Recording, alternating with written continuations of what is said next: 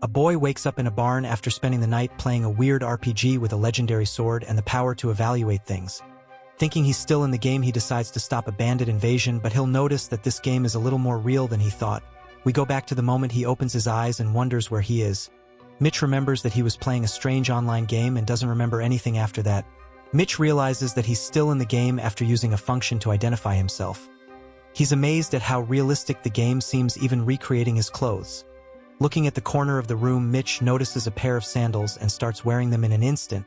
After putting on the sandals, he checks his stats and realizes that he gained the thief ability for having taken the sandals.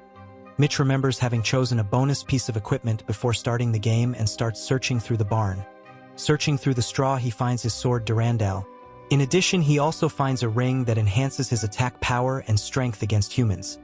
After equipping himself, Mitch decides to go on an adventure to make the most of this game. Upon leaving the barn, Mitch finds himself in a village plantation which at first glance seems quite peaceful. Upon seeing people approaching, Mitch decides to hide and uses the identify function to see the class of the people. Suddenly, a group of thieves invade the plantation and engage in combat with the villagers. Upon identifying the thieves, Mitch realizes that his level is very high. Upon seeing that the villagers are at a disadvantage, Mitch decides to help by sneaking in. As he charges at the thieves, he lowers his head and blood starts to gush everywhere. Mitch begins to battle other thieves and easily strikes them down because he has practiced kendo. Some thieves try to escape, but Mitch manages to kill all the ones that are left. When he checks his stats again, he realizes that he has increased his level to 2. Then Mitch is approached by a man named Samara, who is the village chief. Samara asks Mitch to come to his house so he can thank him. After following Samara, Mitch arrives at a warehouse where the items of the thief he killed are. When checking the red bandana, the plate realizes that it is not the same one the thief was wearing and reports this to Samara. Mitch goes to his room to rest and remembers that he is in a game. After trying in numerous ways to log out, he realizes that he cannot return to the real world. Samara enters the room and offers the protagonist a basin to take a bath along with a change of clothes since his clothes were covered in blood. Mitch begins to realize that he is truly trapped in the game is now reality for him. Then he realizes that he not only killed characters but real people and begins to wash himself and think that he took people's lives. He realizes that from now on he will have to face more opponents and realizes that this experience was good to make him aware of the dangers that will come.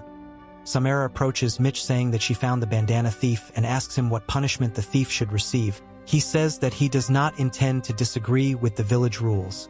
Upon hearing this, Samara begins to talk about an enchantment that shows the thief's intelligence card. This intelligence card serves to show his social position. Samara records on the thief's card that he is now a slave and must be sold as such. Samara gives Mitch the intelligence card of the thief he killed and says that if any thieves have a reward, it will also be for Mitch. The village chief tells him to go to the city of Valle, a large city that has fairs every week, and says that it will be very easy for Mitch to sell his goods during the fair and offers him a wagon to leave the next morning, which Mitch quickly accepts. Mitch arrives in the city of Valle and is very excited to see that the city is very busy during the fair. Mitch goes to the night station to collect the reward for the thieves. Before handing over the reward, the protagonist is asked to present his intelligence card. After seeing that nothing is wrong, they give the money to our protagonist and tell him to get out of there as quickly as possible. Before arriving at the slave market, Mitch passes by a place that is not very safe and is amused by his little car. He tells Prota that there are some brothels in that place, but that it would be better for him not to go there. When he hears the word brothel, Mitch gets excited thinking about the women he might find there and what he would do with them. Without realizing it, they end up arriving at the slave market. The slave trader arrives introducing himself as Alan. He apologizes for the delay as he has received many visitors. The cart driver asks if something had happened and Alan responds by saying that he discovered a labyrinth near the city and many people are buying his slaves to enter there. Back to the subject of sales, Alan reads a letter written by Samara explaining the whole situation. Alan says he is impressed that Mitch defeated so many thieves fighting alone, and he says that they were just weak. About the sale of the slave, they agree to sell him for 30,000 nars, the currency of this world. After dividing his share with the village, Mitch says goodbye to the cart driver and realizes that he is now in a completely new place and feels that he does not belong in this world, wondering if he will be able to survive on his own. Alan calls Mitch into his house again, but this time he calls him to a more elegant room. Alan asks Mitch if he works as an adventurer. He says yes. Then Alan asks him if he would like to buy some slaves. Alan says that he works in the trade of women who sell their bodies, so to speak. Mitch begins to wonder if he can really buy a woman to drown the goose. Suddenly a beautiful maid enters offering tea to Mitch, who only notices her breasts. After she leaves, Mitch thinks that she is the most beautiful woman he has ever seen in this world besides. Having big, Alan says that Mitch is happy. The proto pretends not to understand, saying that the tea is good, but Alan says that he was referring to the girl, which leaves Mitch completely embarrassed. Alan recommends that Mitch buy her. He asks if slaves don't betray their masters, and Alan replies that after obtaining possession, a slave accompanies his master until the day he dies. Alan says that the girl who was there is a werewolf and a beastly warrior who would be very useful in a labyrinth. Alan also says that she is intelligent and has a good personality, perfect to be his first slave. Alan says that another advantage is that she would not get pregnant or pass on diseases to him. He also tells Mitch that she agreed to have a relationship with his master. Mitch asks for the price, and Alan says that he would normally charge 600,000 nars for her, but after much discussion with him, he decided to reduce the price to 422,800 with her clothes included. Mitch says that he doesn't have that much money, and Alan says that he can't do anything about it. As he leaves the room, Mitch looks at Roxanne one more time before leaving. Alan says he can wait 5 days for Mitch to collect the money. Alan tells Roxanne that Mitch liked her and she thanks him. Mitch leaves the mansion and says he doesn't know how he's going to make the money, but he's sure Roxanne will be his. In another scene, Prota is back in the village where he appeared 10 years later with many servants with him. When he looks at one of the plantations, he sees a boy with black hair, something unusual in that movie, and he remembers a hot scene he had with a woman who apparently lives there, and realizes that it may be his lost son. When he talks to the boy, he asks about his parents. The boy says that his mother is fine, that his father died before he was born. And Prota finishes by giving the boy a sword, saying that if his mother lets him, he should use the sword to protect him. Returning to reality, Mitch is counting his money and realizes that he still needs 70,000 to buy Roxanne.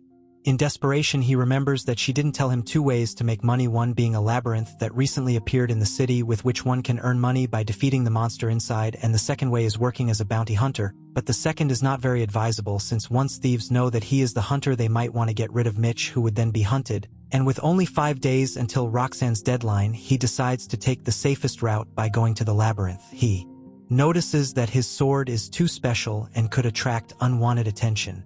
Then he resets his character, making his sword disappear. Without a weapon, he goes to a blacksmith looking for one, and there he sees some weapons and notices that they have empty spaces to add skills. He buys it, thinking of adding a skill and making it much better than any other sold there.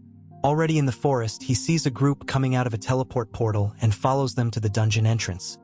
There he moves some of his skills and equips Durandal again to make his battles easier.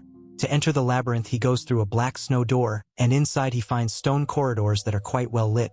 And when he looks at his status again, he notices that he has gained 2 classes. One is to enter the labyrinth, being the Explorer class, and another, for no apparent reason, the Hero class, which gives him a buff to all of his attributes, being a very stolen class. And looking deeper into the function of the classes, he notices that he has gained the item box skill to carry his items in Minecraft style, and a skill that allows him to walk through the dungeon floors, recreating the snow door he passed through when entering the labyrinth. But the skill has many limitations, making it impossible for him to go out of there and move to previous locations. A little further on, he sees a tree-like monster and decides to test his skills by facing it. But the monster is very weak and is defeated with a single attack, dropping a tree branch that imitates it and picking it up to see what it is later. And seeing another tree, he decides to test one of his class skills, the Hero skill, overhealing, a stolen ultra skill that makes him faster, making the rest of the world move in slow motion. But when he uses it, he becomes depressed and lazy, and in this he is almost hit by the monster but manages to dodge and kill it. When he thinks about what happened after the fight, he realizes that what made him feel down was the lack of magic, which when low makes him depressed. At the guild, after selling the items dropped by the monster, he only gets 273 nars. He decides to sleep and spend more time in the labyrinth the next day, but ends up waking up too early and excited for action. In this way, he uses his teleport bonus ability, and when passing through the portal notices that he has teleported to the first level of the labyrinth. When he gets there, he finds himself depressed again and runs to defeat monsters and drain their mana, but after a while he is tired again, but this time due to his low stamina. As he sits down to rest, he finds a secret passage in the wall and leans on it, and when he sees something shining, he enters without thinking, getting trapped in a trap surrounded by monsters. When he realizes that the situation is difficult and even gets beaten, he tries to open a portal, but it doesn't work as expected. He uses Overwhelm to stop time and kill the monsters, but notices that the amount of mana spent and recovered is not enough, and even suffering from symptoms of lack of mana, he uses skills again to kill them again and find a corner in the wall. There he continues killing the monsters determinately, because his death there would literally be game over in the end. He is alone and tired in the middle of hundreds of branches dropped by the monsters.